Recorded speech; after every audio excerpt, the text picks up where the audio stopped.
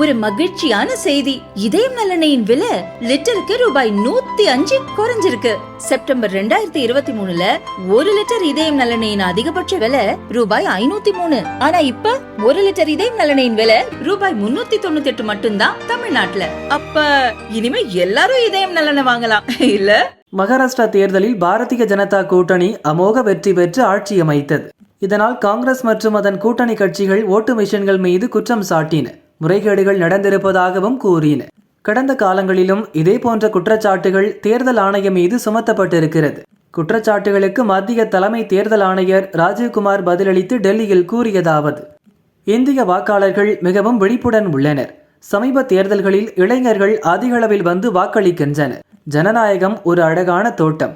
அதை உங்கள் வாக்குகளால் அலங்கரித்துக் கொண்டே இருங்கள். ஓட்டளிப்பதில் நாங்கள் புதிய சாதனை ஏற்படுத்தி உள்ளோம்.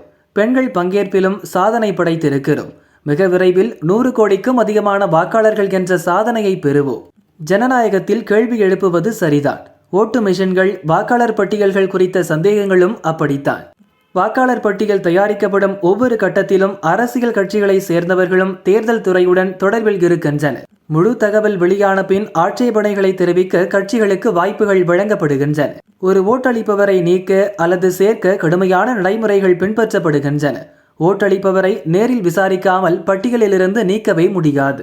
ஓட்டுப்பதிவு நடப்பதற்கு 7 அல்லது 8 நாட்களுக்கு முன்புதான் ஓட்டு மிஷின்கள் இயக்கப்படுகின்றன. ஒவ்வொரு கட்டத்திலும் வேட்பாளர்களுக்கு அவர்களின் முகவர்கள் மூலம் அது குறித்த தகவல்கள் தெரிவிக்கப்படுகின்றன. ஓட்டு மிஷின்களில் நம்பகத்தன்மை இல்லை என்று சொல்வதற்கு எந்த ஆதாரங்களும் இல்லை. ஓட்டு மிஷின்களில் செல்லாத ஓட்டுகள் என்று எதுவும் இல்லை. மோசடிக்கும் சாத்தியமில்லை, ஹேக் செய்யவும் முடியாது. ஓட்டு மிஷின்களில் வைரஸை பரப்ப முடியாது.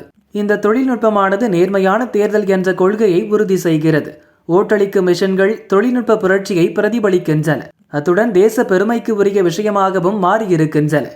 மிஷின்களில் முறைகேடுகள் செய்ய முடியும் என்ற குற்றச்சாட்டுகள் பலமுறை விசாரித்து பொய் என நிராகரிக்கப்பட்டுள்ளன. இனி ஓட்டுச்சீட்டு முறைக்கு மாற முடியாது. சுப்ரீம் கோர்ட் மற்றும் ஹைகோர்ட்டுகள் திரும்ப திரும்ப தீர்ப்புகளில் இவற்றை சொல்லிக் கொண்டு வருகின்றன.